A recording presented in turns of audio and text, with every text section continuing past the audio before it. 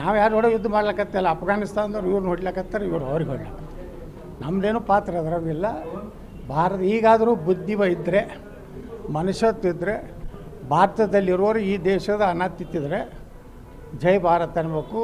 ಪಾಕಿಸ್ತಾನ ಜಿಂದಾಬಾದನ್ನು ತಾಯ್ಗಂಡರಿಗೆ ಹೊಡಿಬೇಕು. ಇಟ್ಟೆ ನಾನು ನಿಮ್ಮ 7 ಮೀಟ್ರ್ ಕುಡಿದೇವ್ರು ಅನ್ನೋದು ನಾನು 2 ಮಾತು ಹಾಕ್ರೆ ಸಹಜವಾಗಿ ನೋಡಿ, ಅವ್ರವ್ರ ಜಗಳಿದೆ. ಏನು ಅವರು ಶಿಯಾ ಸುನ್ನಿ ಜಗಳ ಇದೆ, ಅವ್ರವ್ರಿಗೆ ಹೊಡೆದಾಡ್ಲಕತ್ತಾರೆ. ಅದು ರಂಜಾನ್ ಪವಿತ್ರ ದಿನಗಳಲ್ಲಿ.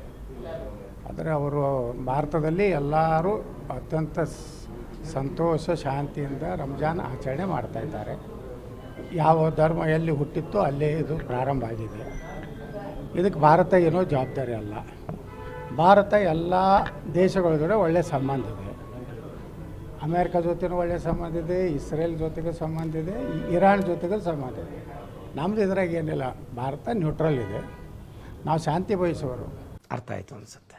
ಈ ರೀತಿ ಕಾದಾಡ್ಲಕತ್ತವ್ರು ಅವರು. ಅಲ್ಲಿ ಕಾದಾಡೋದನ್ನ ಇಲ್ಲಿ ಮೆರವಣಿಗೆ ಮಾಡೋವಂಥವ್ರು ದೇಶದ್ರೋಹಿಗಳು, ಮಹಾಮೂರ್ಖರು, ನಾಲಾಯಕರು. ನಮಗೇನು ಸಂಬಂಧ? ಅದು ಆರಾಮ ಇದೀರಿ ಭಾರತದಾಗ, ಇರ್ರಿ. ಬಿಟ್ಟು ನೀವು ಅವರು ಅಲ್ಲಿ ಸತ್ತಿದ್ದಕ್ಕೆ ಇಲ್ಲಿ ಹೇಳ್ತೀರಿ. ಮತ್ತು ಹಂಗಾದ್ರೆ ಬಂಗ್ಲಾದಲ್ಲಿ ಹಿಂದೂಗಳ ಕೊಲೆ ಆಯ್ತಲ್ಲ, ಆ ಪಹಲ್ಗಾಮದಲ್ಲಿ ನಮ್ಮ ಹಿಂದೂಗಳು ಹೊಡೆದಾಗ ನಿಮ್ಗೆ ಕಣ್ಣೀರು ಯಾಕೆ ಬರಲಿಲ್ಲ?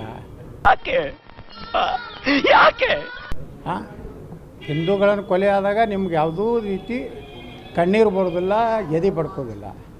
ಯಾವನೋ ಎಲ್ಲವ ಸತ್ತರೆ ಇಲ್ಲಿ ಅಲ್ಲ ನೀವು ಅಳತೀರಿ. ಆದರೆ ನಿಮ್ಗೆ ಈ ದೇಶಕ್ಕೆ ನಿಷ್ಠೆ ಇಲ್ಲ.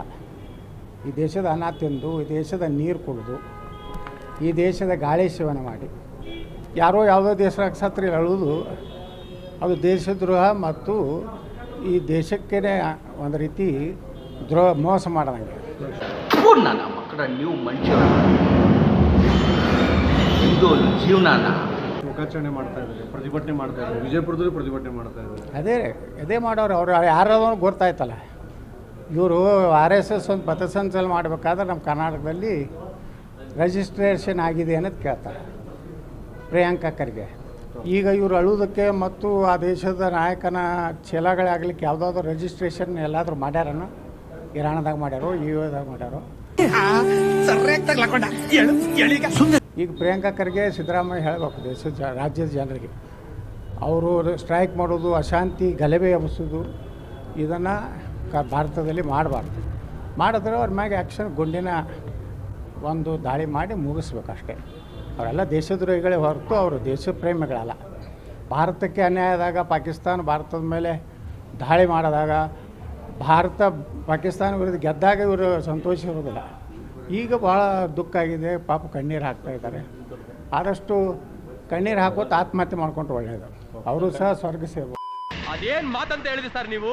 Really hats off sir, hats off. ಇಷ್ಟು ಹೇಳಕ್ಕೆ ಇಷ್ಟಪಡ್ತೀನಿ. ಓಕೆ ಫ್ರೆಂಡ್, ಬಾಯ್.